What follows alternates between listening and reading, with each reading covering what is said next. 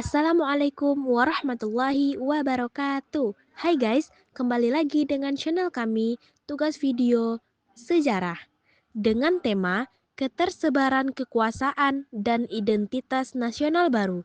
Kami dari kelompok 2 yang beranggotakan 4 orang atas nama Ernawati, Isil Ayu Wulandari, Naila Rahimahardi, dan Intan Yulia Ramadan. Pasti teman-teman bingung, apa sih ketersebaran kekuasaan dan identitas nasional baru? Apa sih maksudnya? Oke, daripada teman-teman bingung, yuk kalian tonton video kami ini sampai habis ya. Ketersebaran kekuasaan. Yang pertama, gerakan perempuan. Gerakan perempuan pada tahun 1950 sampai dengan 1960 merupakan salah satu periode pergerakan paling progresif setelah tahun 1928. Pada periode ini, banyak organisasi perempuan yang berafiliasi dengan kekuatan-kekuatan organisasi massa yang besar. Sebagai contoh, Aisyah dari Muhammadiyah, Muslimat dari Masyumi, Muslimat Nahdlatul Ulama NU dari NU, Perwari dari dan juga Gerakan Wanita Istri Sedar atau Gerwis. Gerwis merupakan gabungan dari ratusan aktivitas dan berbagai organisasi perempuan. Misalnya, Rukun Putri Indonesia, Persatuan Wanita Sedar, Istri Sedar, dan lain-lain. Gerwis berubah nama menjadi Gerwani atau Gerakan Wanita Indonesia. Pada tahun 1954, PKI memanfaatkan organisasi ini untuk menggalang suara pada pemilu 1955. Selain terkait dengan basis massa yang besar, terdapat isu krusial yang diangkat pada tahun 1950-an. Di antaranya adalah Undang-Undang Perkawinan dan isu poligami. Kalangan organisasi maupun aktivitas perempuan menilai perlunya dibentuk komisi khusus yang merancang hukum perkawinan yang berpihak pada perempuan. Untuk itu, dibentuk komisi NTR, nikah, talak, rujuk. Poin kedua, pemilihan umum pertama. Pada masa demokrasi liberal, perubahan kabinet terus-menerus menjadi. Hal ini tentu saja menimbulkan ketidakstabilan politik di Indonesia. Untuk mengatasi hal tersebut, pemerintah akhirnya mengeluarkan Undang-Undang Nomor 7 Tahun 1953 tentang pemilihan umum anggota Dewan Perwakilan Rakyat atau DPR. Pemilihan umum ini bertujuan menyederhanakan partai politik dan melaksanakan prinsip demokrasi. Saat itu, pemilu 1955 merupakan peristiwa terbesar kedua setelah peristiwa proklamasi kemerdekaan Indonesia. Sistem pemilihan umum yang digunakan adalah sistem perwakilan berimbang atau proportional representation. Hasil pemilu 1955 memperlihatkan sirkulasi elit kekuasaan yang berbeda dan polarisasi yang cukup tajam antara partai-partai berbasis agama dan non-agama. Ketidakstabilan politik pasca pemilu 1955 semakin meningkat hingga Kabinet Ali runtuh dan mengembalikan mandat kepada Presiden. Maraknya pergolakan yang terjadi di daerah dan perdebatan dalam konstituen yang berlarut-larut membuat Presiden Soekarno mengeluarkan Dekret Presiden 1959 untuk kembali kepada Undang-Undang Dasar 1945. Melalui dekret itu, Presiden Soekarno juga membubarkan konstituen.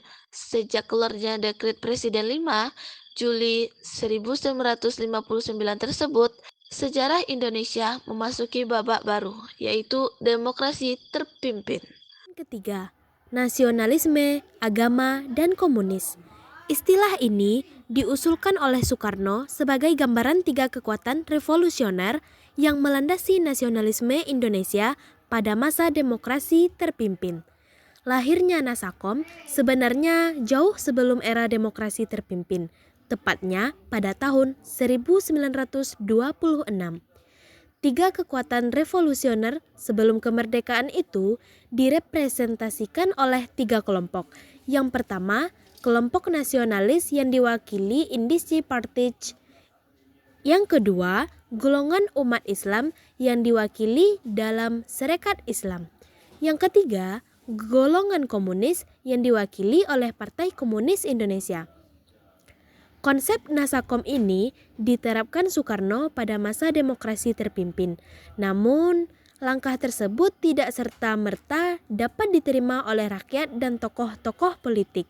Hatta sebagai wakil presiden menentang konsep demokrasi terpimpin dan Nasakom, sehingga dua sosok proklamator itu akhirnya berpisah jalan. Kampanye Nasakom dibawa oleh Presiden Soekarno ke forum internasional. Soekarno membentuk Nasakom untuk menggantikan sistem demokrasi parlementer yang dianggap tidak bisa menyejahterakan rakyat. Bagi Soekarno, demokrasi parlementer melindungi sistem kapitalisme yang lebih mengedepankan kaum borjuis. Ideologi Nasakom pun runtuh saat PKI melakukan gerakan 30 September 1965. Identitas nasional merupakan istilah yang terdiri dari dua kata, yaitu identitas dan nasional. Secara harfiah, identitas adalah ciri-ciri, jati diri, atau tanda yang melekat pada seseorang atau sesuatu yang berguna untuk membedakannya dengan sesuatu yang lain.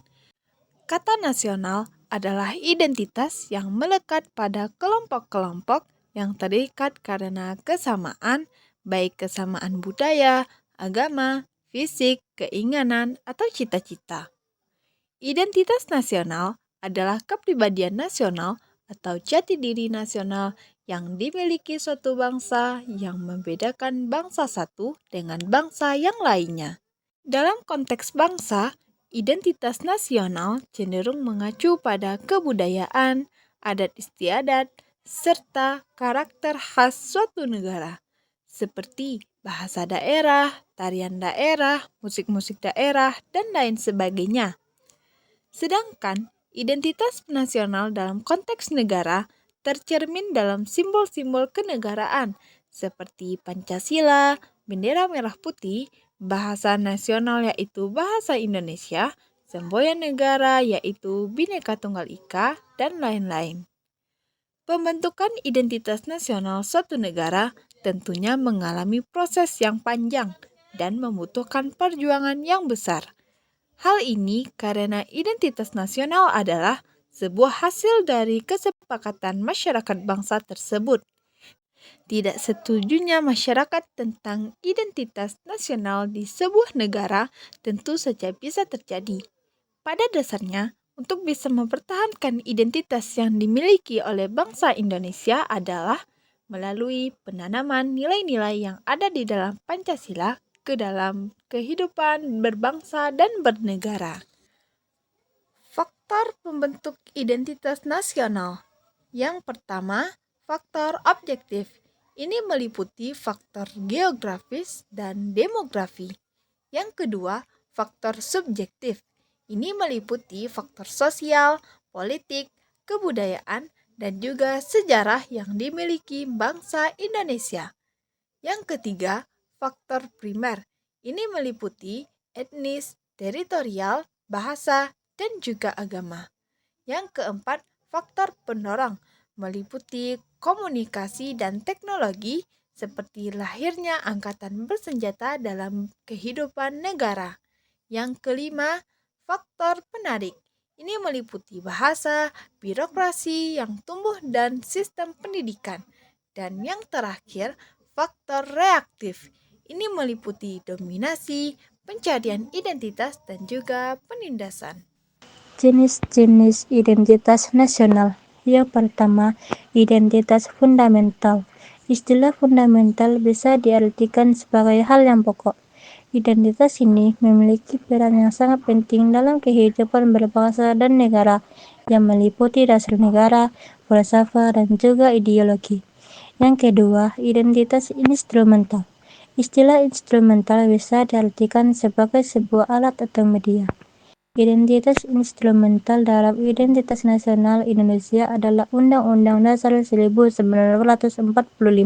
meliputi bendera merah putih, Garuda Pancasila sebagai lambang negara, lagu kebangsaan Indonesia Raya, dan juga semboyan negara Bhinneka Tunggal Ika. Yang ketiga, identitas alamiah merupakan identitas yang bersifat alami. Hal yang alami ini tercipta dari kuasa Tuhan Yang Maha Esa. Identitas alamiah meliputi negara Indonesia yang berbentuk kepulauan dengan jumlah ribuan. Fungsi identitas nasional yang pertama, sebagai alat untuk mempersatukan bangsa. Yang kedua, sebagai landasan negara. Yang ketiga, sebagai karakteristik bangsa dan pembedaan dari bangsa lain.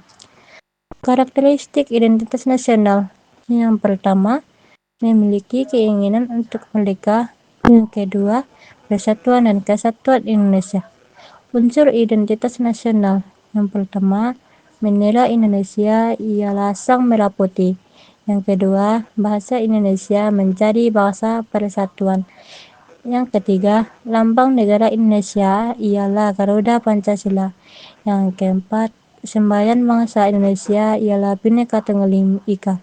Yang kelima, lagu kebangsaan Indonesia ialah Indonesia Raya. Yang keenam, dasar falsafah negara ialah Pancasila. Yang ketujuh, konstitusi negara Indonesia ialah Undang-Undang Dasar Negara Republik Indonesia tahun 1945. Yang kedelapan, bentuk negara Indonesia ialah yang berkedaulatan rakyat dan pemerintahannya berbentuk republik. Yang kesembilan, sistem Indonesia ialah sistem demokrasi. Nah teman-teman, jadi itulah penjelasan dari kelompok kami tentang ketersebaran kekuasaan dan identitas nasional baru. Semoga teman-teman bisa memahami dan mengambil manfaat dari semua penjelasan dari kelompok kami. Terima kasih sudah menontonnya sampai habis. Bye-bye teman-teman. Assalamualaikum warahmatullahi wabarakatuh.